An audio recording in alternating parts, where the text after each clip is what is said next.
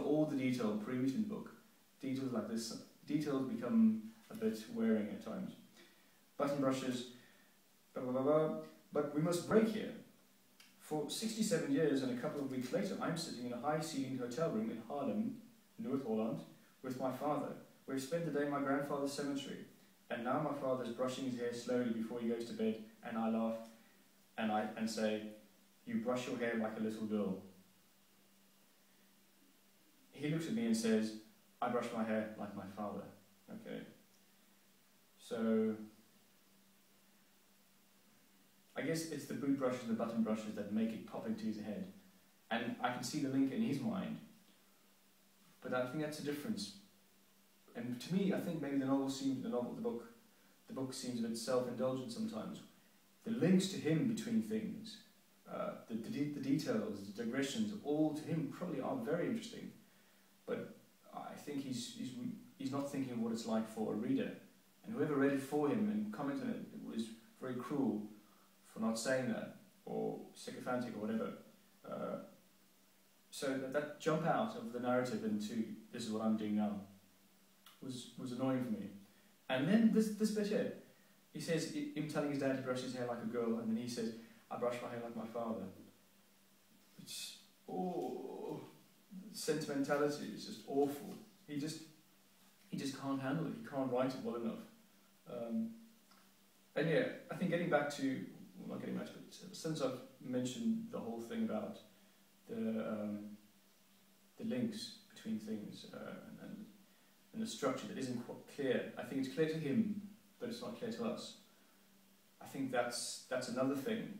When he moves on between segments, when he links between segments, it isn't clear. And the prologue is a very good example where we start off, okay, again, totally irrelevant, walking through these cemeteries and what some woman said about cemeteries and what they should be like and how should they be designed, or whatever her name was, you know who I mean. And then suddenly we go into poetry, and the link between that and poetry isn't really clearly made. Or, between Siadi and then his grandfather. Whenever we move between real events and poetry, or, poetry and his grandfather, or whatever, there's a real shift, and it's a suddenly entirely new chapter, and there's no flow between the two.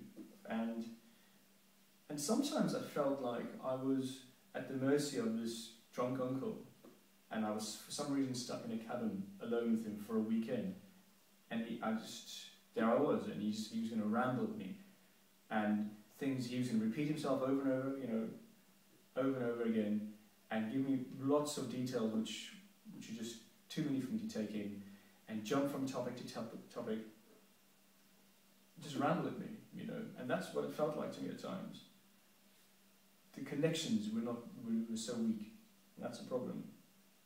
And also his writing style, like I said, with that a little bit overly sentimental, and his writing style, while it's okay, I think it really lacks craft, and I think that tells with the way that he can't link themes, and he doesn't establish links well enough. And when he tries to make a point, he makes it repetitively, and he tries to build up to a point.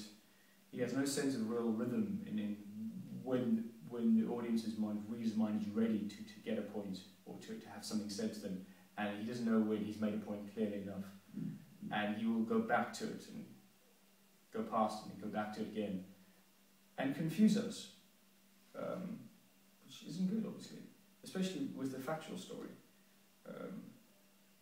Yeah, the prologue was awful. I'm just looking at little individual bits. The prologue was really awful. And the first chapter was bad too, because if it's about the lost end of World War II, now, we want that from chapter 1. Chapter 1, okay? But then we've got Virginia Woolf and walking through the bomb cities and their fascination. Very interesting, no doubt. And I must just, digress here, equally, to say that I found it all very interesting. I found everything he said about poetry, everything he researched about poetry, and the stuff that he found that people had to say about poetry, and poetry in the war, and poetry about bombing, and all the stuff about bombed cities and everything. found it all interesting. He found such a treasure trove of interesting information, and there are links there, but he's told it so terribly. He's relayed what he's found out very, very badly. I think it's quite criminal, because he has found such good stuff, and he hasn't been able to share it with us well, and he really should have had someone else write it for him. That said, there are a few bits that did work for me. The story of a bombed city, I thought that worked well. Although there's not really much of a link between the whole overarching narrative, if it's a huge narrative, as I said. But if we look at the focus of the narrative, really there's this. Is it Spencer? Spencer is the only real link, and it's like if he sees one little link between his grandfather, or bombers, or poetry, between something else, some topic, or they mention something, he thinks it gives him an excuse to just go into it in great detail. The Ciardi bit I thought worked really well. I thought it was very interesting. I thought it was coherent, and I think that's a big problem with the novel in general, the book in general, is that there isn't enough coherency. But I thought the Ciardi bit was really coherent. It was relevant. It was very vivid, and I got a real sense of who this Ciardi was, which he doesn't also always pull off.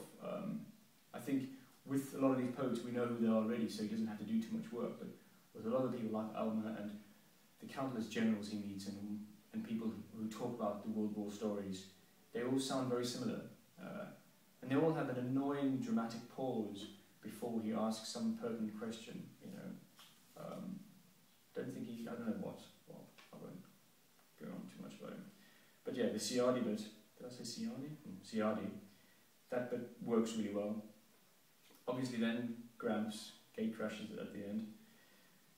And then the predicting of bombing in literature and bombing technology, I thought that was really, really very cool. Very interesting, very coherent. And he actually links what's going on there quite well through the chapter, which again he doesn't always do. So there were times when it came together, but I don't want to be so grateful when he actually manages to link his narrative together sometimes, that I don't want that. He must do it all the time, So that's what I thought. I didn't think it was well written. I thought it didn't have enough coherence. The subject matter was way too broad. Didn't have enough flow. And I don't think he relayed what he found. I don't think he relayed his information really well. He's very, very earnest, and I think that's what carries you for most of the time. For me, it kind of, I thought, okay, he's not just writing this to make money. He actually really, really cares. So I'm going to give him a go. And I'm going to give him the benefit of the doubt, try really hard. He is earnest, but yeah, you can't do it. So, sorry, Daniel. So that's that. I'm going to pause now, or stop now, and record Box of Beetle on another video, because I don't want this video to get too big. So see you in a second.